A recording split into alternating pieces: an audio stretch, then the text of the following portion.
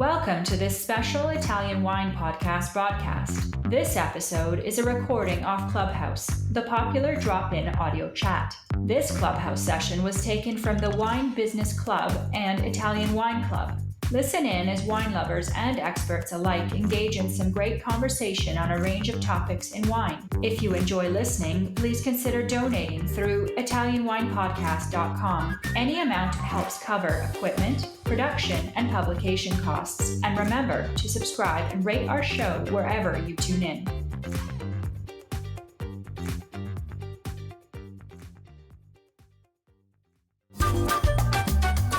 This episode is proudly sponsored by Vivino, the world's largest online wine marketplace. The Vivino app makes it easy to choose wine. Enjoy expert team support, door-to-door delivery, and honest wine reviews to help you choose the perfect wine for every occasion. Vivino. Download the app on Apple or Android and discover an easier way to choose wine. My name's Stevie Kim, everybody, and this is the Italian Wine Club on the Clubhouse. I know this is not our usual Thursday slot, but sometimes we have to make exceptions to accommodate different time zones and schedules. Today is one of those. Today's call is our 12th installment of the Ambassador's Corner series on Clubhouse. As most of you recall, Ambassador's Corner is where Italian wine ambassadors like Susannah and what I like to call the Mod Squad, who are others from the Italian wine ambassadors community, to get a chance to nominate and interview their favorite Italian wine producers on Clubhouse. So today we have, of course, Alicia and Susannah Gold as the mod. Next week, we're back to the Thursday slot, and we have Tanya Morningstar Darling, who will be interviewing Donatella Cinelli Colombina. And then the week after that, it's 7th of October, and we have Slavek Kominski, a number one Italian wine podcast listener and our neo-Italian wine ambassador as well. We'll interview Michele Scienza. Michele Scienza is the son of Attilio Scienza. So he talks a lot, just like Attilio. So watch out for that. And then we have, the week after that, Mark Millen, who will be interviewing Mario Fontana of Cascina. So look out for those up in the coming weeks. As you know, this room will be recorded and probably replayed on the Italian Wine Podcast. And as usual, I've got a small ask. If you know what you know what we do here, right? I mean, it's nobody gets paid, and Italian Wine Podcast is absolutely a labor of love from me, myself, Joy, and Laika, and the entire gang, including the Italian Wine Ambassadors. Speaking of which, Laika just sent me a note, rightly so, because I don't know if you know, Attilio Scienza was declared the awardee of the Premio Nazionale Masi per la Civiltà del Vino. So that's like, the Man of the Year kind of award from Fondazione Masi. So we're very, very excited about that. There is a kind of a powwow celebration on the 24th of October, if anyone is interested in attending, or I think it will also be streamed live. So if you go to the Italian Wine Podcast, and if you can give a thumbs up to the Italian Wine Podcast and rate our podcast wherever you get your pods, we'd really, really appreciate that. So I'd like to now go and introduce our host ambassador, Susannah Gold, today, who will be interviewing Alicia Lini. So Susannah, actually, she's a sister of a friend of mine. I've met Susannah years ago because I did my MBA with her sister Lisa, who I've not seen it in the longest time. And Susannah started her wine career way, way, way before I did. I think she holds like 1,000 certificates in the wine arena, but the most important one and the only important one actually is she is also a Italian wine ambassador from the Vinitaly International Academy, of course, hence our host moderator today. She is an educator. She's a woman who is very talented in doing many things, an educator, journalist, communications. She does anything you ask her to do. She's also, I believe, the ambassador for the consortium of Lugana. And recently, also Oltrepo Pavese. Is that? Yeah, it is. It is Oltrepo Pavese, exactly.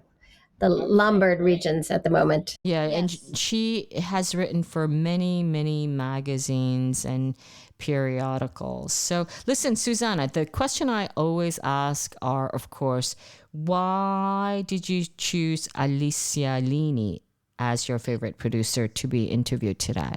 So I chose Alicia Lini because I'm a huge Lambrusco fan, and Lini Lambrusco is an incredibly iconic and fantastic version of Lambrusco.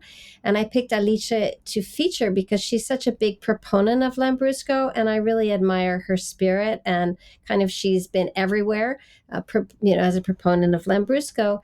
And also, I've been doing a grape series, and I'm up to the L varieties, and I happen to be right at Lambrusco. So it kind of, everything worked together. That's fantastic. So when did you discover the wines of Lini? So actually, I went to graduate school in Bologna, and that's when I discovered Lambrusco. But I discovered the wines of Lini actually when I came back to the United States through Jeremy Parson. Oh, I know the dude. So yes. Jeremy is a huge What's his blog fan. called? I can't remember.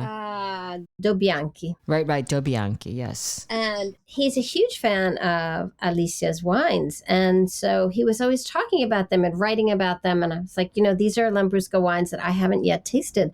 So let me taste them. And then I tasted them and understood immediately why he was so interested in these wines. Okay, great. So we're really looking forward to hearing your interview with her, your fireside chat. But we're kind of geeky here at VIA, the Italian Wine Club. So what are the learning objectives that we should expect from the both of you today? So first of all, I think what we should look at is that Lambrusco is a fantastic quality wine. And that's really what I want people to come away from this chat thinking about, forgetting about the way past of Lambrusco. I know the high level of everyone in this group, and so people think of Lambrusco as a great wine, but I just want to reinforce that understanding, and then the understanding that there are many varieties in the Lambrusco family. I believe there are 60, but there are a couple that people really focus on, and I wanted to get Alicia's take on the different Lambrusco that her family focuses on, the Lambrusco variety, I mean.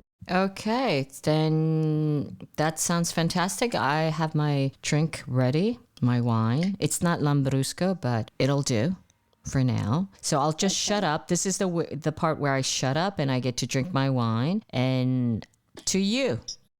Okay, I'm going to introduce Alicia. So Alicia Lini represents the fourth generation of the family, producers of some of Italy's most acclaimed and highly rated sparkling wines. If you see their logo, it says Lini 1910, and that's when they first established their winery in a town called Correggio, which is in the Reggio Emilia province in Emilia-Romagna, of course. They're not a family that's really into the trends of Lambrusco, so they've always made dry Lambrusco. That's what they make, that's what they've made, and that's what they're focused on. They do traditional hand riddling, and they focus on having wines that are fresh with bright fruit flavors and that are really fruit friendly. About Alicia personally, she started her career in a totally different industry that has something actually to do with her name, I've learned just today. She was a ballerina in another part of her life. So can I ask my first question to Alicia? Of course, I'm here. Can you tell us a little bit about when your family winery was founded? I said it was 1910, but can you tell us a little bit more? Yes, it was my great-grandfather that started to produce wine and balsamic vinegar. The wine was already sparkling because we are in the land of Lambrusco. And we also, the generation of my grandfather, so the generation after, start to experience also the Pinot Noir. So basically the family is focused on sparkling wine. Lambrusco is 80% of the production, plus this 20% of Pinot Noir. and the balsamic vinegar. It's a big passion that moved my family to focus on quality and resist also during the years where when Lambrusco was exported in a very cheap and low level. So we always focus on that, and we have been the first that start to experience also Lambrusco through not just the Charmat, but also classic metodo classico. Can we talk about which Lambrusco variety your family has really focused on? Since the beginning is Lambrusco Salamino and Lambrusco Sorbara, because as you said, from the beginning, we are under the province of Reggio Emilia, but we are not far away from Carpi, which is already under Modena. So we probably got the influences from Modena, and we reinforce our belonging in Reggio Emilia, together with Salamino, Ancellotta, and Sorbara, the three of them. The three of them. But I think that probably Salamino we are not far from Santa Croce, we are very close. So from I think that Salamino represent most my family because, for example, the classic method that we produce is 100% Salamino. So can you tell us a little bit about that classic method? Because that's interesting. Do you consider, is that a frizzante wine or is it a spumante? No, it's a spumante. Okay. Yes. It's a spumante and is a VSQ, is vino spumante di qualità. And this is an amazing experience that really characterized our family in the research, and I think in something that we start in between year 50 and 60, and we never stop to re-experience every year. Everything is millésimé. We produce a Grand Cuvée of Lambrusco, and it's something very romantic if you consider even the past about Lambrusco and my family that, try to challenge themselves itself in spending years in order to obtain a bottle of Lambrusco instead to invest hours or just a few days. Yeah, let's talk about that too, because so Lambrusco can be made into a spumante. It can also be made into a frizzante. So you do both the classic method and the Charmat method, but your Charmat is a long Charmat. Is that right? It's a very long Charmat. You can obtain Lambrusco even in a week time. Our, entry level, our first product is obtained between 3 or 4 months, natural fermented long Charmat in a big recipient. And this is a way to obtain the bubbling is really incorporated into the wine. And we are able in this way to obtain something very elegant, even if the Lambrusco is is an everyday life wine. What about, so is Lambrusco always a blend? I know you said that your classic method is 100% Salamino, but are the other wines blends, or are they all 100% the different varieties? No, for example, our rosé, our premium line, the rosé is 50% Salamino and 50% Sorbara.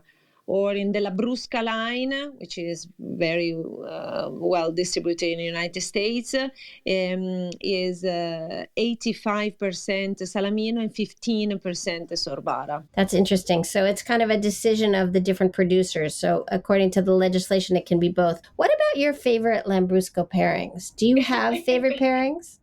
No, I always say no because they are very different. Lambrusco is a very big family.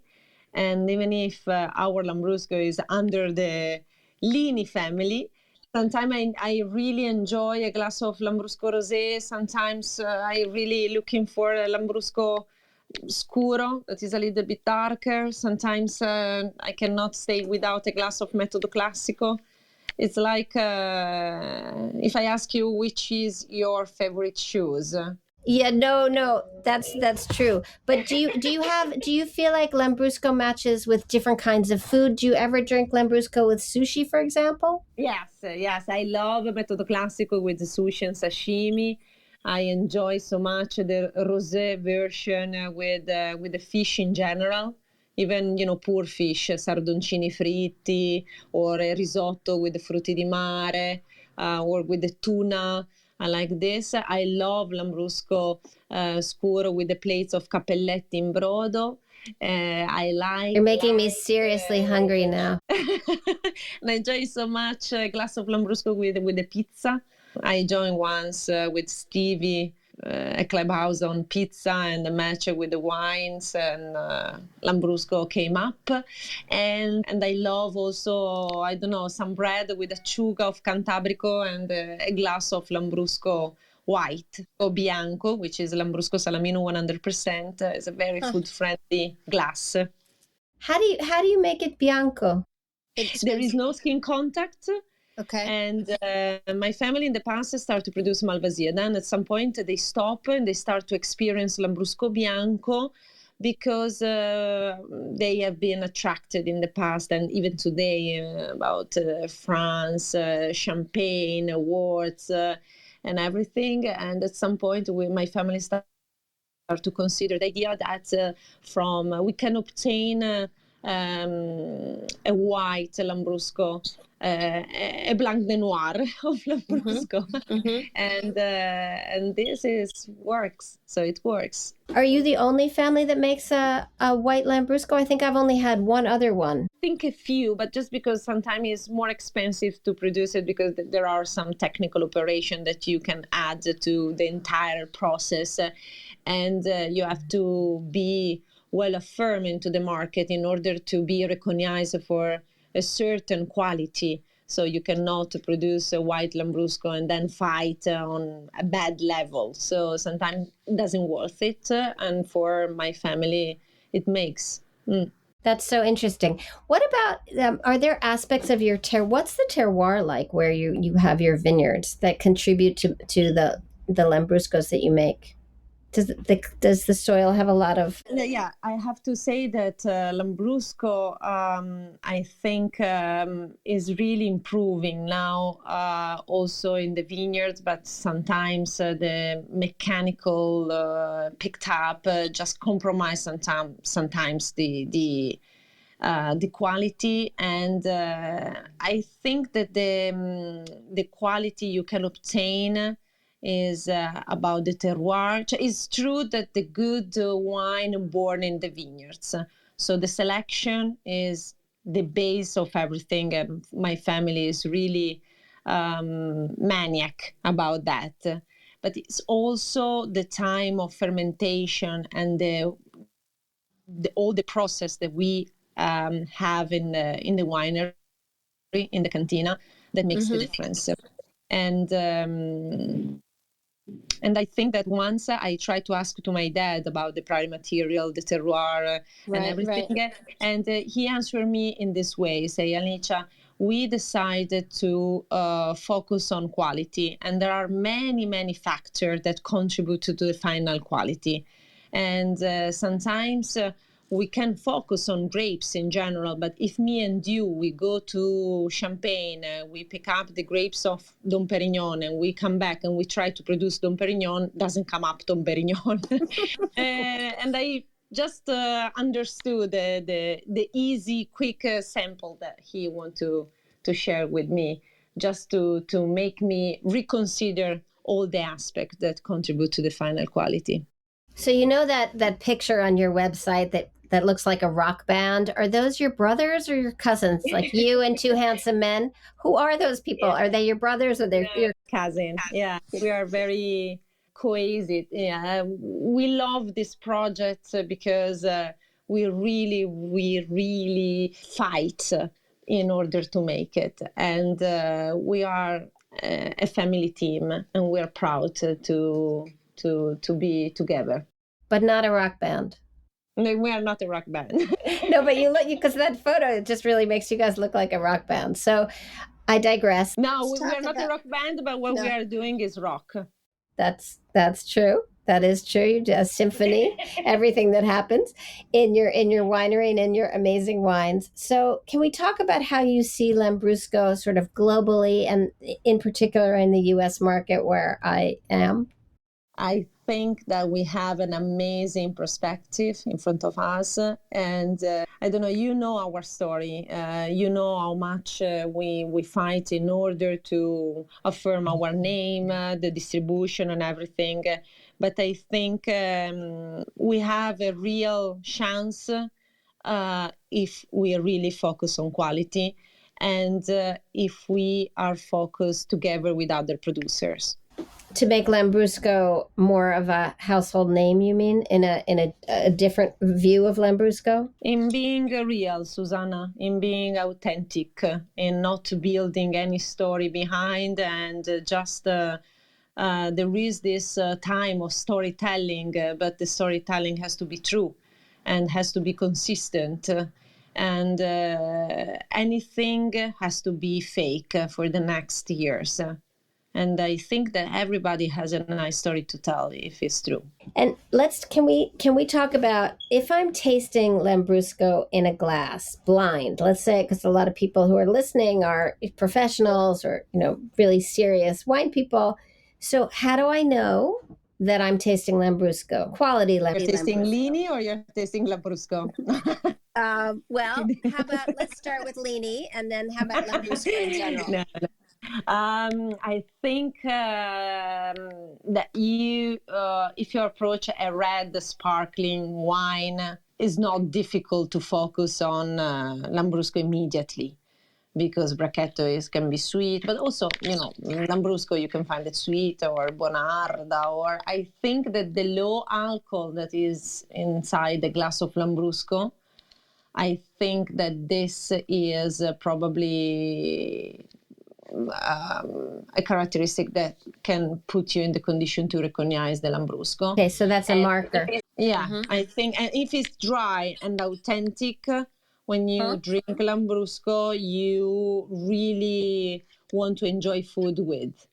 I think that the connection is not just about a glass of wine, but a wine that connects your sense to something to eat. I don't know if I answer you. Yeah, no, absolutely. So that's if I'm tasting Lambrusco, generally blind. What if I'm tasting a Lini Lambrusco blind? What will I be getting in my glass? What will make me say, this is a Lini? It's a legal drugs. One, I think that my dad has, who is the enology, has a particular focus on the elegancy. So you're approaching something very simple. But you recognize that behind this there is an unbelievable research and studies on the balance. He really loves elegancy. He really likes simplicity in terms of he doesn't like anything that has to be too much, too sweet, too acid, too dry, too sparkling, too. So he always says that the wine that you really enjoy is the one that is like a music, that is in the room, but then you forget what you are listening because it's just really compenetrate in your body and mind. That's a great answer. I don't know if I have any more time, or if I should open the floor, or Stevie opens the floor to questions. I don't know. Stevie? I'm going to bring Paul up because he actually raised his hand from the get-go. Let me try to get him up. Paul Bologna, of course, he's your fellow Italian wine ambassador. Listen, Alicia, while we bring Paul up, and for those of you in the audience, if you'd like to ask a question, this is a good time to raise your hand, and we'll bring you up onto the stage.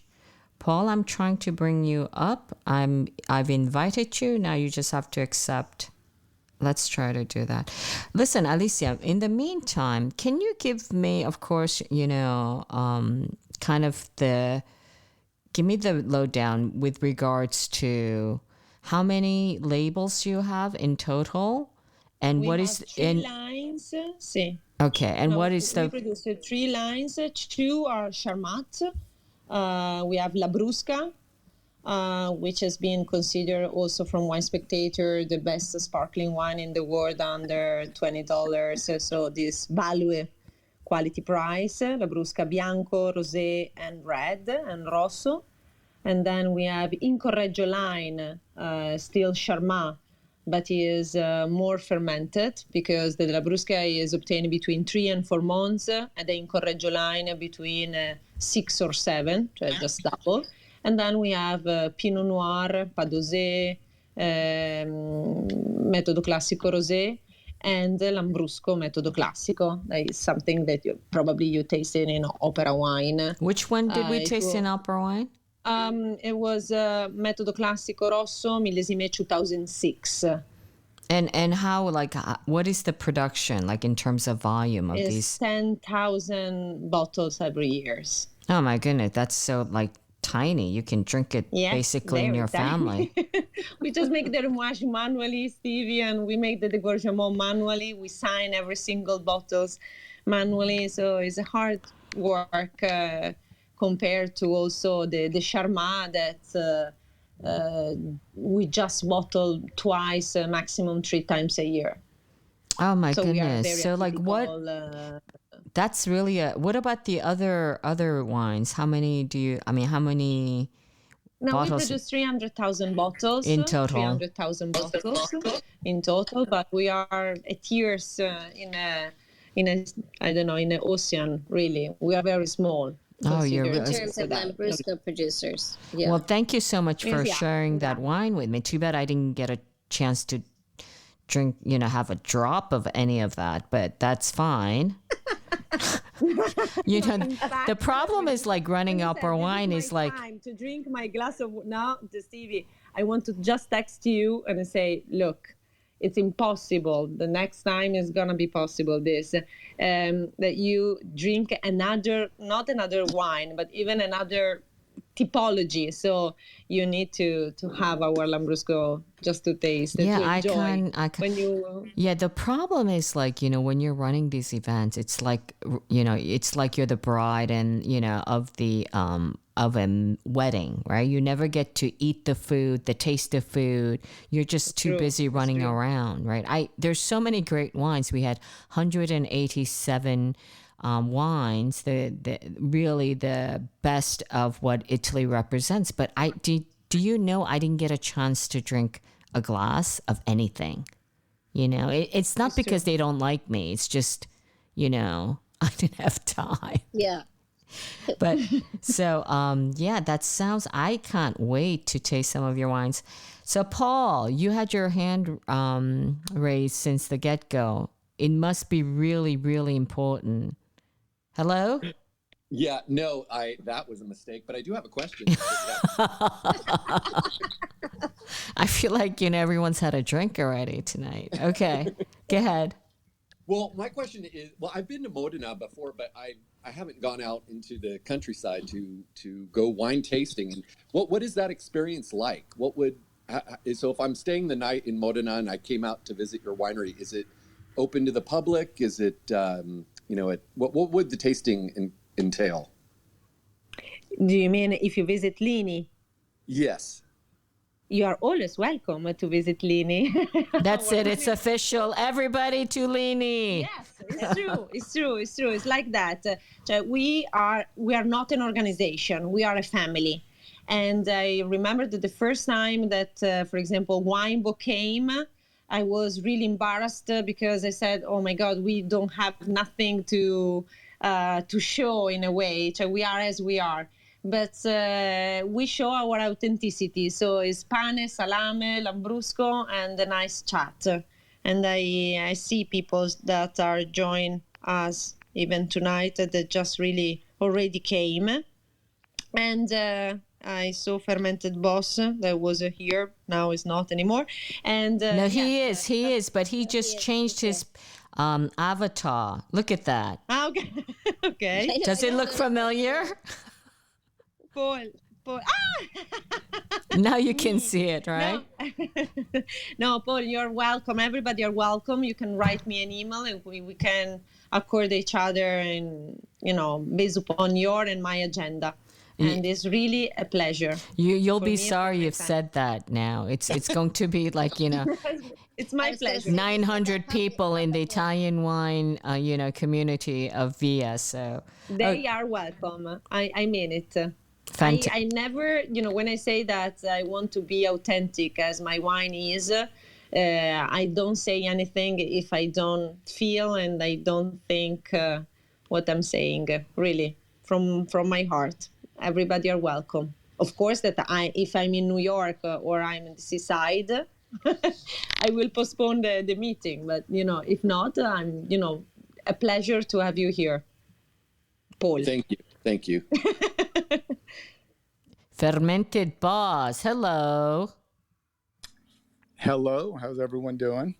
Now I can hear you fine. But in your recording, when you were interviewing Ariana, your recording, your sound wasn't so great. But now it's perfect. Yeah, I was probably because I was in California, Yeah, California, they don't have Wi-Fi, right? They don't have good Wi-Fi. No. All right. Listen, Not like New Jersey. Mr. Fermented Boss, Hugh, have you got a question for Alicia?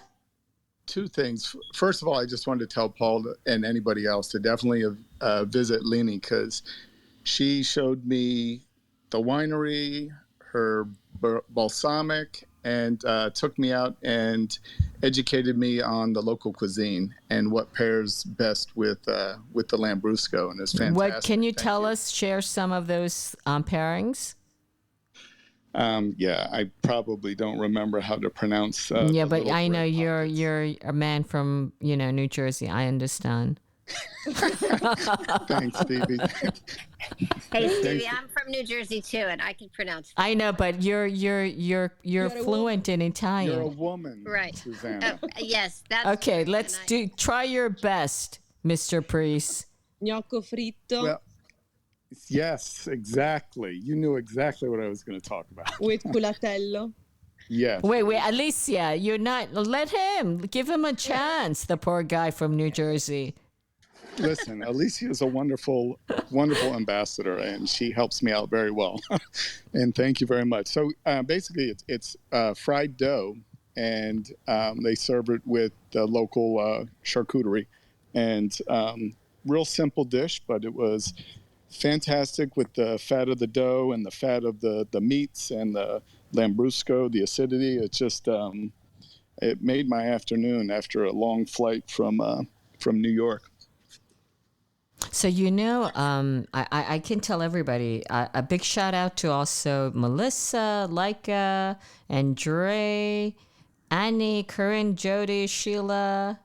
I saw other people before. Kevin was here before. We're going to start a new series on the Vinitaly International Academy Instagram. So I think one day we're going to dedicate it to food and wine pairing. So you guys should send your favorite food and Italian wine pairing. That's just, by the way. Did you have another question, Hugh? Well, I just wanted to ask Alicia to talk about her balsamic. I know we're talking about Lambrusco today, but they also produce a balsamic, which is fantastic. Yeah, that's fine. Yeah. Well, the balsamic has the same project of quality. You can find something around that is not authentic, and we just decided to produce this must cooked and aged at least 12 years in order to be called traditional. So aceto balsamico tradizionale di Reggio Emilia has to be at least 12 years old. So we produced the red lobster, the silver, and the gold, and it's an amazing experience just to try and to the pairing with the Parmigiano Reggiano, with the strawberry, with the ice cream based upon the aged. I think that there is a lot to say about balsamic, but in a way I think that you have to trust the producer and go through, because it's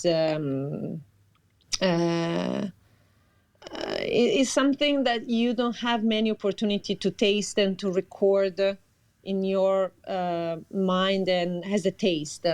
So I think it's going to be a cool experience if you visit us and we try different balsamic together, really. So Alicia, else. I had no idea you make a Lambrusco Bianco. What does that entail in terms of the winemaking process?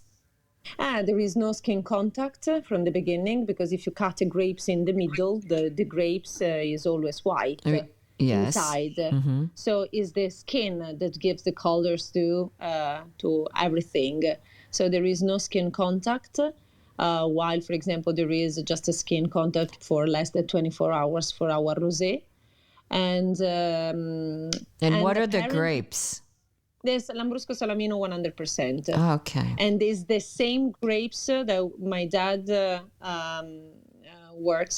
use for the Metodo Classico Rosso. So when I conduct a wine tasting with our line, I start with a Lambrusco Bianco, 4 months in a big recipient, natural fermented Charmat method. So drinkability, fruits, it's very fruity, very food friendly, good as an aperitif, but very good with the food. And I finish my family taste with a Metodo Classico Rosso, millesime 2006, so 15 years in the bottles, red. And from the beginning to the end is Lambrusco. I open and I close with Lambrusco Salamino 100%. So it's unbelievable, the versatility of Lambrusco grapes, in order to considering the pairing, but also consider the final results in terms of wine, are two completely different words, not two completely different wine. Fermented Box can confirm this. So, I'm thinking that you're making such a small quantity, relatively small quantity of wine in terms of volume. And so your distribution is not exactly, the supermarkets, right? Yeah.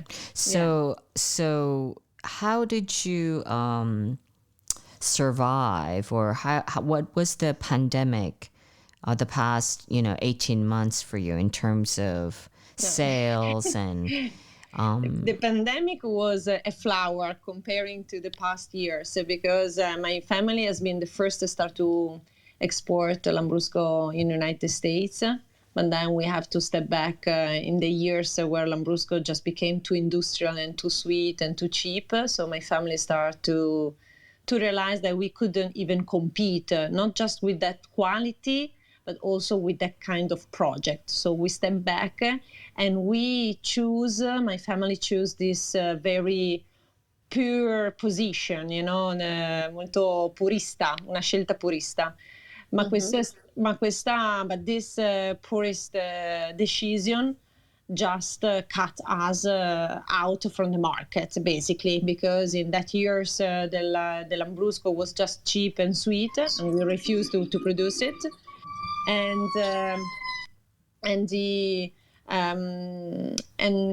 the other Italian wine or Italian style that represents the made in Italy was red, still, complex, woody, very alcoholic wine. So we couldn't even play the championship of Lambrusco because we stepped back from that level of market. But we couldn't even play the championship of Italian wine in general, because we were not even considered a wine producer years and years ago, because we were producing drinkability, food-friendly wine and sparkling. So it's been tough, Stevie. It's been very, very tough. But do you pandemic was a flower. Who's your importer? Who's your importer in stateside? In America? Winebow.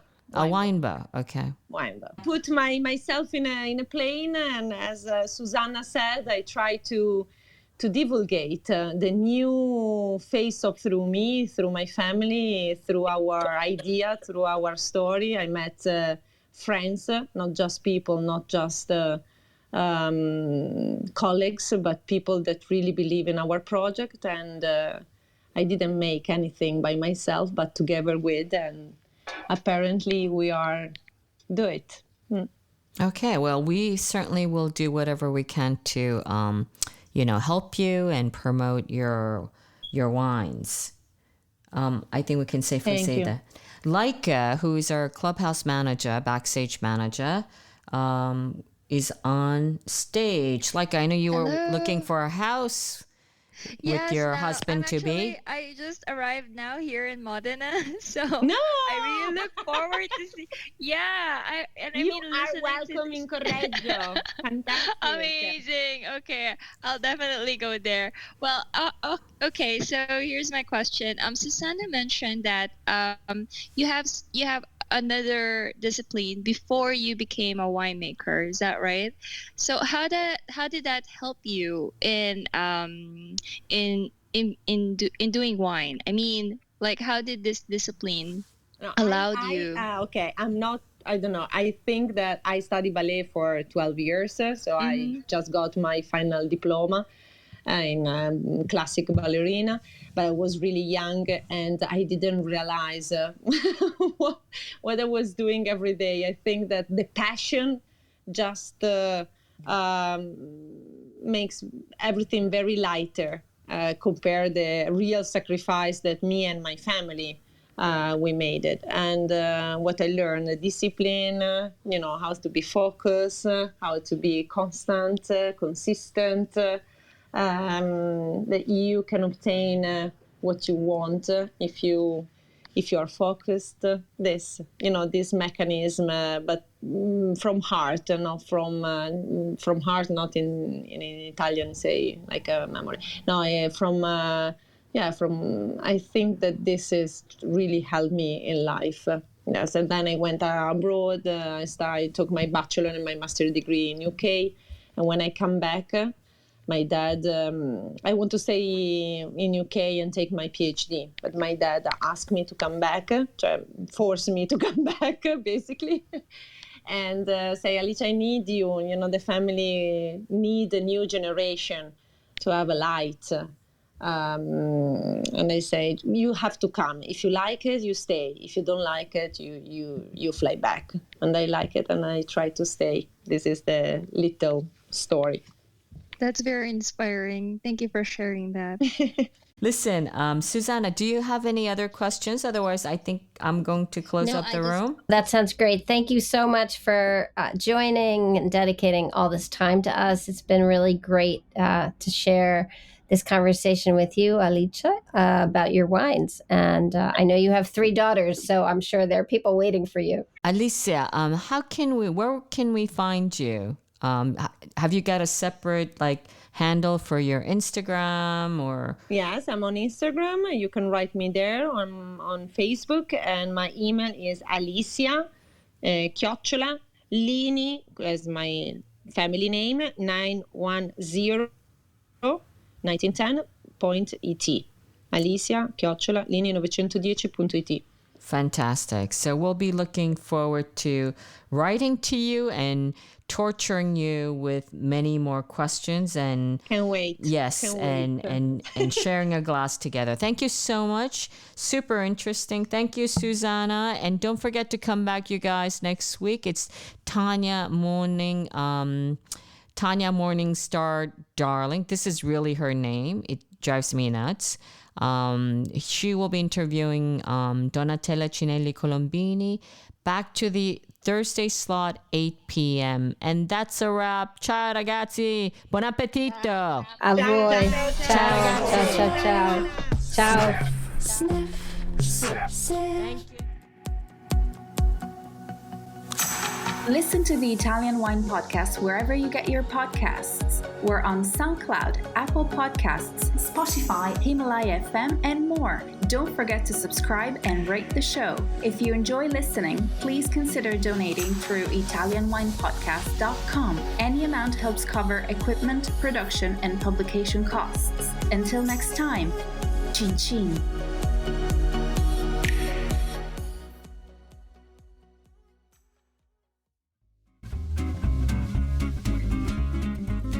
Hi, everybody. Italian Wine Podcast celebrates its 4th anniversary this year, and we all love the great content they put out every day. Chin Chin with Italian wine people has become a big part of our day, and the team in Verona needs to feel our love. Producing the show is not easy, folks. Herding all those hosts, getting the interviews, dropping the Clubhouse recordings, not to mention editing all the material. Let's give them a tangible fan hug with a contribution to all their costs. Head to ItalianWinePodcast.com and click donate to show your love.